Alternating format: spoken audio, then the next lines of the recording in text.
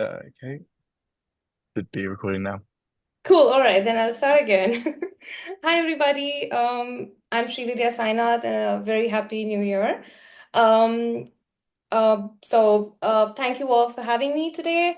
Before I start talking about my presentation, a quick introduction about myself. I did my master's in biochemistry and biostatistics back home in India.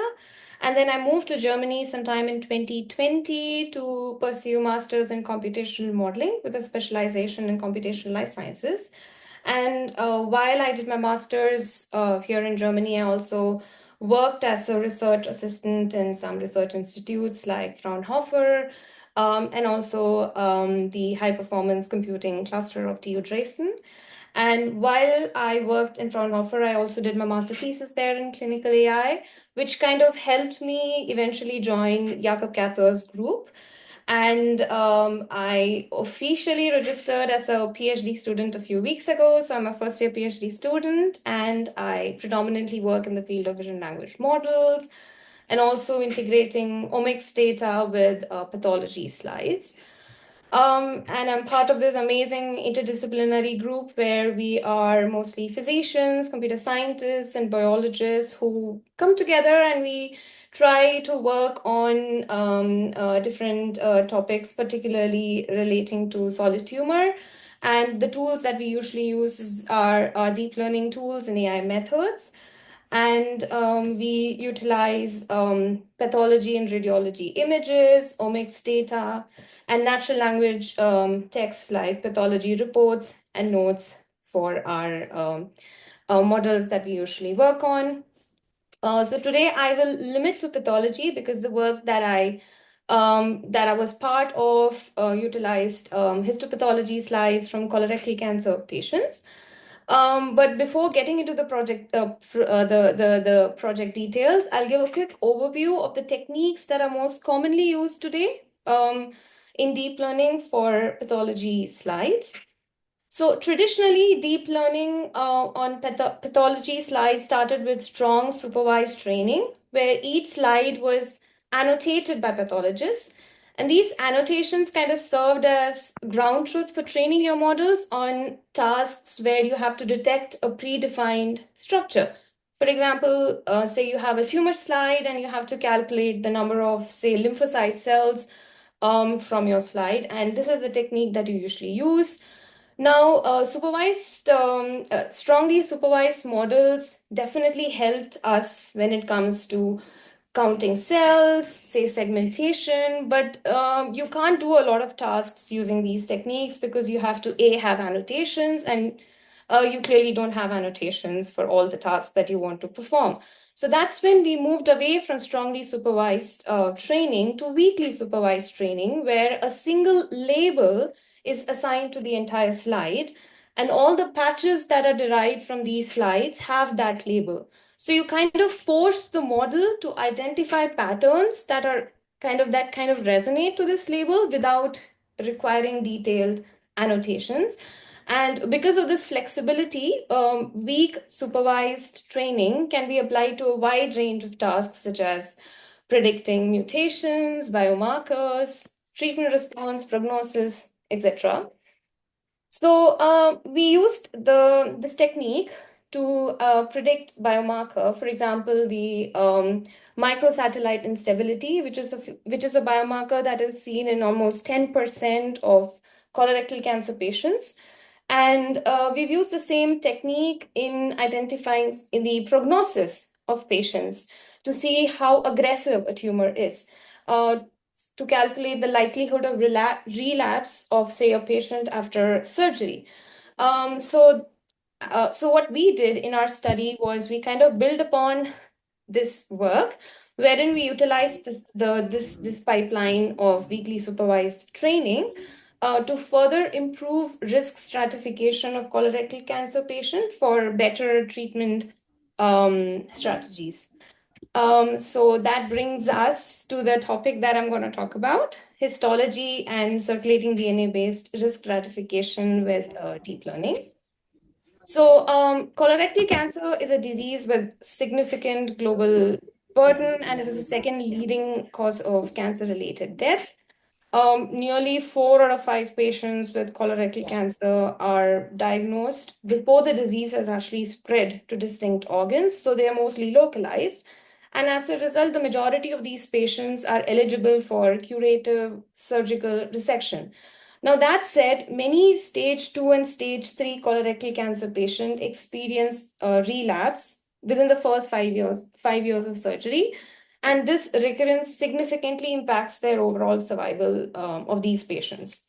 Now, that said, it has also been seen that the overall survival of patients with relapse significantly improves post-adjuvant chemotherapy. Now, adjuvant chemotherapy is basically chemotherapy that is given to these patients after surgery. And clinicians often use treatment protocols that are outlined by organizations like ESMO, ASCO, etc., which provide these decision trees to kind of guide therapy selections based on patient conditions, for example, their comorbidities, their gender, age, molecular characteristics, etc. Now, though adjuvant chemotherapy has definitely helped a lot of patients, there are also a group of patients who kind of don't benefit from adjuvant chemotherapy. And treatment toxicity is a huge concern for clinicians. And therefore, there is a growing need amongst clinicians to kind of fine tune this decision tree in order to identify patients who benefit from adjuvant chemotherapy, but at the same time, identify patients who don't kind of benefit from adjuvant chemotherapy. And one way of doing it is to identify better biomarkers. So in our study, we tried exploring circulating DNA in order to do that.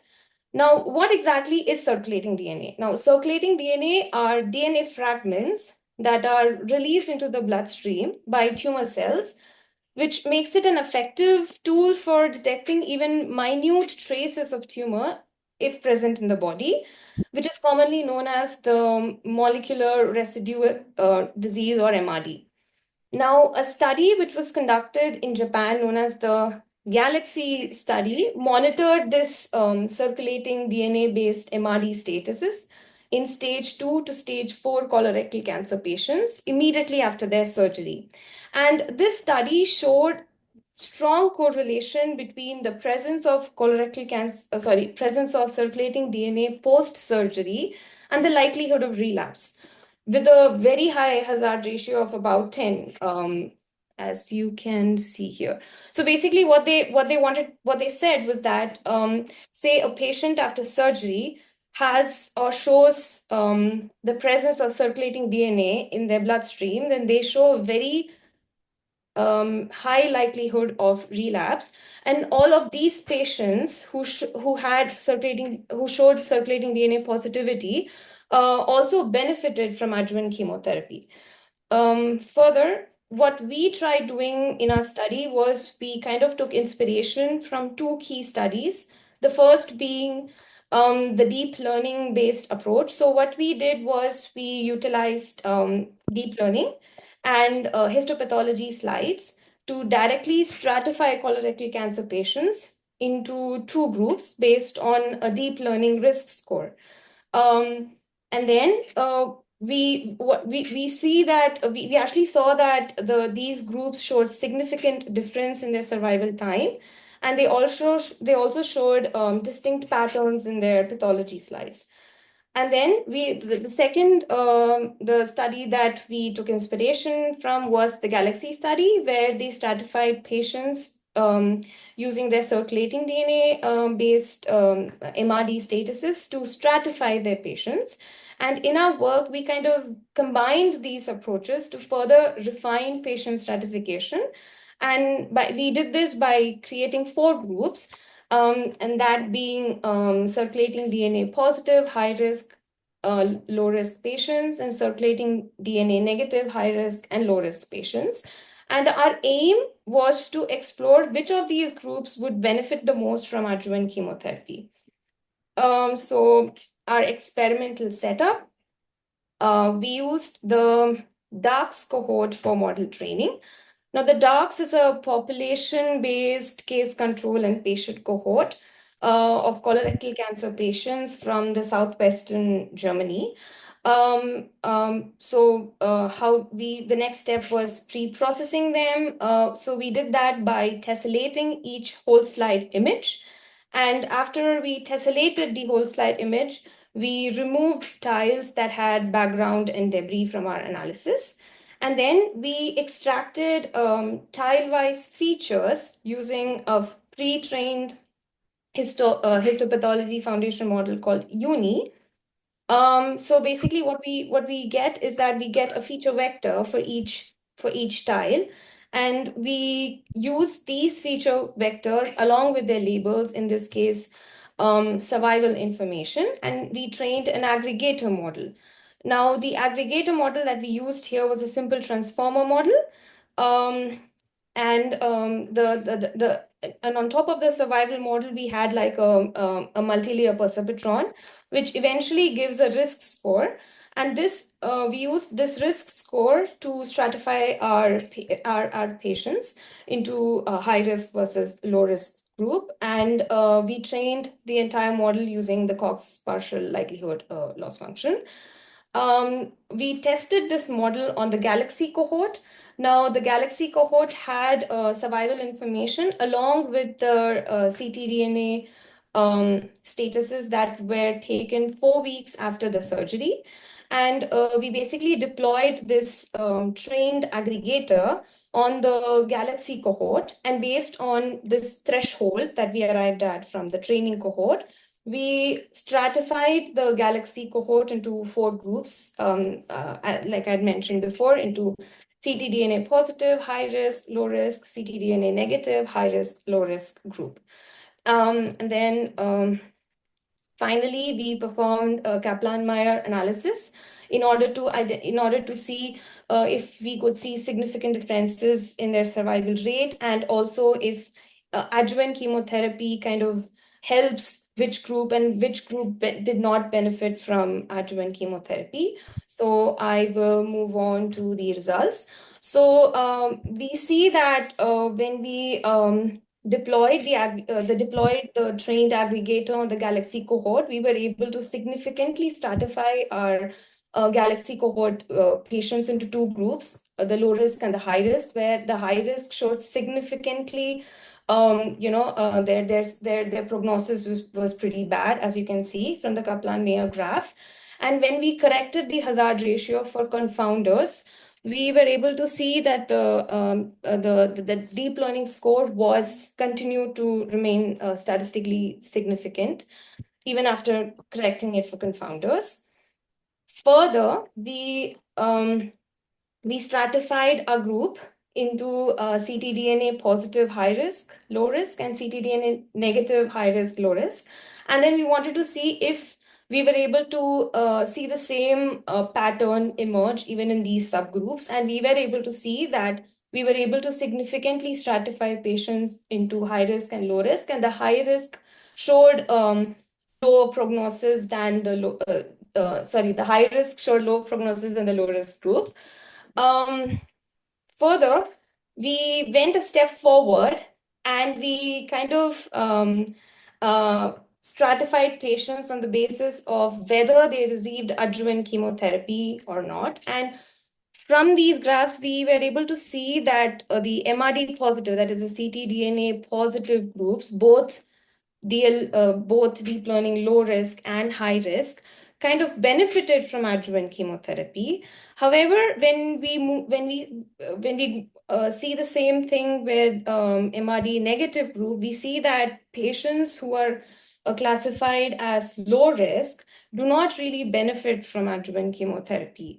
From this, we could see that we were able to kind of stratify patients within the ctDNA negative group, the MRD negative group, into two class, where one class benefited from adjuvant chemotherapy and the other did not. And we were able to do that using our deep learning risk score. And this is what we actually intended at the beginning of our study. And we were able to see this in our cohort. And further, to see if we can go back to our histopathology slides and see if there are tangible differences between low risk and high risk groups of patients, we were able to see that patients. So these are the tiles, these are the top tiles that we extracted from patients who were classified as low risk. And we were able to see that the tumor tiles were moderately differentiated. We were able to see tubular and cribiform architecture, which is often lost in stage 3 patients, in patients who have more aggressive form of tumor. And as you can see, these are tiles that were taken from high risk patients, and you can clearly see that the structure is lost. There is more tumor infiltration, and this was clearly seen in our deep learning model. And as you go, it's like a threshold, like a range. Like as you move from low risk patients to high risk patients, you were able to see these tangible patterns in the histopathology slides. Now, yeah, so this is a work in progress, and we are still continuously working to improve the study. But with this, yeah, I conclude my presentation today, and I'll be happy to take any questions if you all have. Thank you. That's really great. Thank you so much for that. I'd like to sort of, open the floor to any questions if anyone has any. I realize this is a deep learning focused image analysis, but what assay have you used for MRD for cfDNA? Sorry, I didn't understand you. MRD. Which assay have you used for cell-free DNA to capture minimally residual disease? So Can you we hear? use, yeah, so what we basically did was, let me go back to that slide. So we utilized the circulating DNA fragments, and we did actually the analysis was done originally by this paper by the Natera group, where what they did was they did variant calling to identify traces of circulating DNA, presence of circulating DNA, and they had a certain threshold. So if you have circulating DNA above a certain threshold, then they were considered MRD positive, and below the threshold, then they were considered MRD negative. And this they kind of calculated 4 weeks after the surgery, and we basically took that as our label. Yep, thank you very much. Ken, do you want to go ahead? Hello. Just thank you very much for your talk. I just wondering about, you mentioned about is first of all you use a weak deep learning with a very small set of annotated data sets for training. Can you tell me what was the size of it thereabout? And then the other one is, yeah, sure. So the slice, you take the whole slice within your tissues to do the learning, but you slice it up. But however, do you actually have any manually identifying which part of it have the tumor or not the tumor and things like that, or you just randomly learn it from there? So to answer your first question, the training data set that we used was the DACHS cohort, and it had somewhere around 1,700 whole slide images from patients. And what we do is we tessellate the whole slide image into small patches, and we use something called multiple instance learning, wherein we have like a bag of patches, and the entire bag has one label. So say I have a patient and the patient has a label of 1, then all the patches that come from the whole slide image that is put into the bag has label 1. So we don't annotate anything here. So the model kind of learns patterns that are there, similar to, say, a certain phenotype. It is forced to see all the tiles. Okay. without any annotation. And that's how we go back and we see which tiles contribute most to our phenotype, and that's how we go back to the risk score based tiles that I showed in one of my towards the end of my presentation. Okay. Thank you. Any more questions? No, I have Hi. one. Oh yeah, go on. Show me in. Yeah, thank you. With Hidya, thank you for your talk. I think that's really interesting. So my first, I think my first question is some follow up with Ken's questions. So for the training set, the data set, your deep learning model was trained on. So is it one slide per patient data set, or is it like multiple slides per patient We data have set? multiple slides per patient. So did yeah. you use all the slides for one patient? Yeah, so what we did was we extracted, say we have, say, hypothetical situation, we have 2 slides per patient. We extract their features from these 2 slides and we kind of stack them together. And then when we perform multiple instance learning, we randomly sample, say, 500 tiles from this bag. And during an entire training, we kind of eventually make the model see the entire tiles from all the whole slide images that they have. So that's the idea of using multiple instance here. So yes, we use all the whole slide images. Yes, go ahead. So for feature extraction, you actually combined the let's say 2 slides, the features extracted from 2 slides together to represent one patient.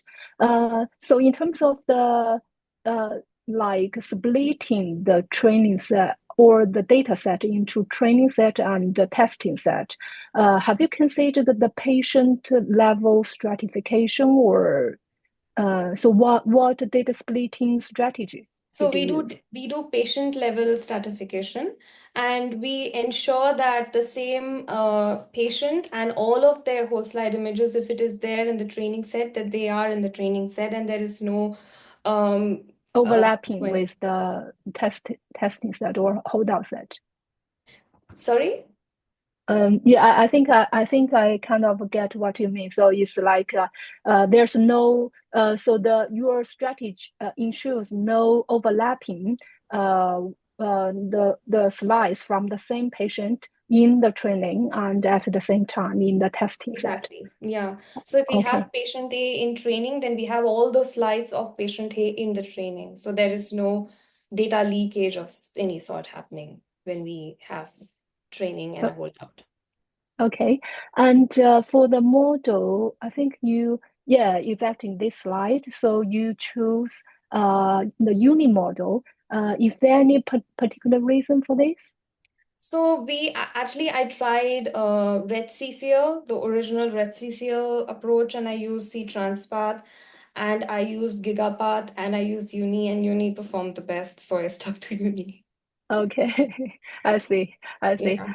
Okay, sorry. My last question. Can you go back to the slides showing the ctDNA? So I'm not quite sure. I mean, The what? Can you say that again? I mean the beautiful graph showing I think the function or the meaning of the ctDNA.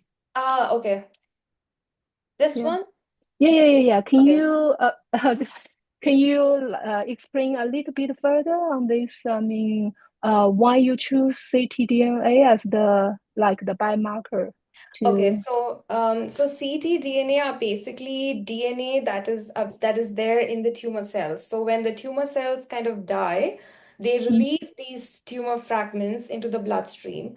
And when you take the blood sample of these patients and you detect these DNA, then that means that in the body you still have tumor somewhere.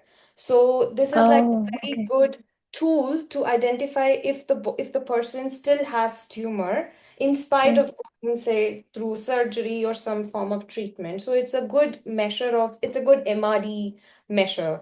And yeah, so that's one of the reasons why ctDNA has been of late coming up a lot, and people are utilizing this as a tool for disease risk, for risk stratification, for disease treatment stratification, and things like that.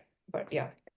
Wow, that's a very good explanation. Thank you very much. I think that's all my questions. Thank you. Thank you. Cool. I think I have one or two questions maybe. Yeah, so you obviously train this model, and then you sort of it outputs, I guess, a risk for based on the histology. How do you actually determine the threshold itself? So obviously the output is just a sort of scalar, and then so where do you draw, to determine, greater than or less than? So how will, yeah, sorry, go ahead. So what we did was we utilized the median of the risk score of the training cohort, and we used that median. So anything above or equal to the median in the test cohort was considered high risk. We're classified as high risk patients, and below the risk score, we classified them as low risk patients. Okay, no, yeah, that makes sense. And did you try sort of other approaches for the multiple instance learning? Because I think there's been quite a lot of advancements in sort of the recent years of different approaches of doing it. Like attention based, or put a max pooling, that sort of thing. So did you sort of do any experiments with different types? A good point. That is actually a good point. So in this approach, what we did was we used multiple instance learning along with the transformer-based approach. So these have transformers and they have a pooling layer, and then eventually it goes into the MLP, which kind of just aggregates and gives you an output. So we actually utilized two techniques here. We used a simple attention-based MIL approach, and this is a transmil approach where we used multiple instance learning along with transformer. But I get your point. Like, I actually wanted to utilize the latest Titan Prism, where you have features for an entire whole slide, and we could directly use it for say prognosis for survival. I haven't tried that. That is there in my to-do list, but yes, so yeah. No, very cool. And yeah, that is these new sort of like long net inspired models where you sort of calculate the attention for a whole image at a time. So I guess that's kind of like an interesting approach where maybe that could sort of get benefits out of as well. I guess as well with another question is related to sort of like the output of the I guess it's an assay for the ctDNA. Is it just a sort of binary label of present or absent, or is it like sort of a continuous value of more or less? And I guess I guess a question I have is maybe like if it's not sort of simplifying it just to sort of high and low, you might lose nuances with in sort of just binarizing it. Maybe there's sort of interesting information by keeping it as sort of like a scalar, almost like a sort of a continuous value. I agree. Like, instead of a classification, it could be a regression problem. Yes, ctDNA is not a binarized value. It is a continuous value, and a threshold is decided. And unfortunately to us, it was given as a binarized value because it comes from an organization that actually carried out the analysis, and then they arrived at a threshold that they decided upon. But yeah. This could definitely be looked at as a regression problem, because it is definitely a continuous value, and I think by binarizing it, we're already losing a lot of information, or I don't know, but yeah, for sure. Yeah, definitely. No, because I think, just because there's like, I think, binarizing it, just because there's like a presence of it at all, doesn't mean like it's inherently bad. There could be, because, in theory, the cells are dying, right? And that might be in theory a good thing, but it's just, the level of how they're dying and how much ctDNA is being sort of outputted could sort of, have a kind of useful clinical information potentially. But no, I keep thinking, I guess future studies where they sort of release the sort of the continuous value, you might get some kind of interesting approaches there where it's like you said, a regression task instead of a classification one. Agree. But yeah, I think, is there any more questions? No, I don't think so. But yeah, I guess if there's no more questions, I'll just like to say thank you very much, Vidya, for giving such a lovely talk. And yeah, we're looking forward to welcoming you to the lab as well. It'll be great to see you in person soon. Thank you so much. It was lovely being here, and I can't wait to meet you all hopefully next week. So thank you. Great. Thank you very much. Thank you. Thank you. Bye-bye.